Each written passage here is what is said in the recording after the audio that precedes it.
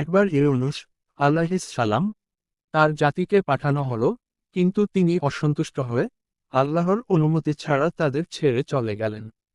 তিনি সমুদ্রপথে একটি নৌকায় উঠলেন, কিন্তু নৌকা সমুদ্রের মাঝখানে পৌঁছার সঙ্গে সঙ্গে ভারী হয়ে গেল এবং ডুবে যাওয়ার আশঙ্কা সৃষ্টি হলো।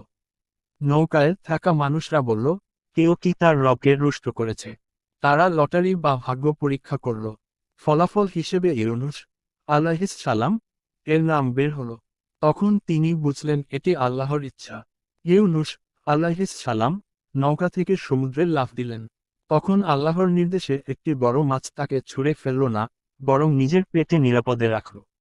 মাছের পেটে তখন শুধু অন্ধকার, সমুদ্রের গভীরতা, রাতের অন্ধকার এবং মাছের পেটের অন্ধকার মিলিয়ে এক গভীর অন্ধকার।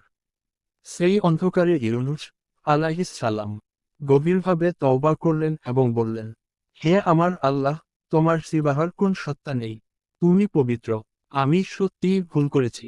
আল্লাহ তার দোয়া কবুল করলেন। তারপর মাছ ইউনুস আলাইহিস সালাম কে সমুদ্রের তীরে ছেড়ে দিল।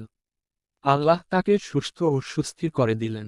পরে ইউনুস আলাইহিস সালাম এর জাতি ঈমান গ্রহণ করল।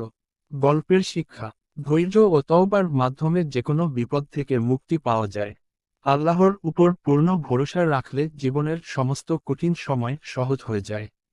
ভুল স্বীকার করা ও তওবা করা জীবনের সঠিক পথ দেখায়। এই হৃদয়স্পর্শী ঘটনা শেয়ার করুন, যাতে সবাই উপকৃত হয়। আরও ইসলামিক গল্প ও নসিহত পেতে আমাদের চ্যানেলটি সাবস্ক্রাইব করুন।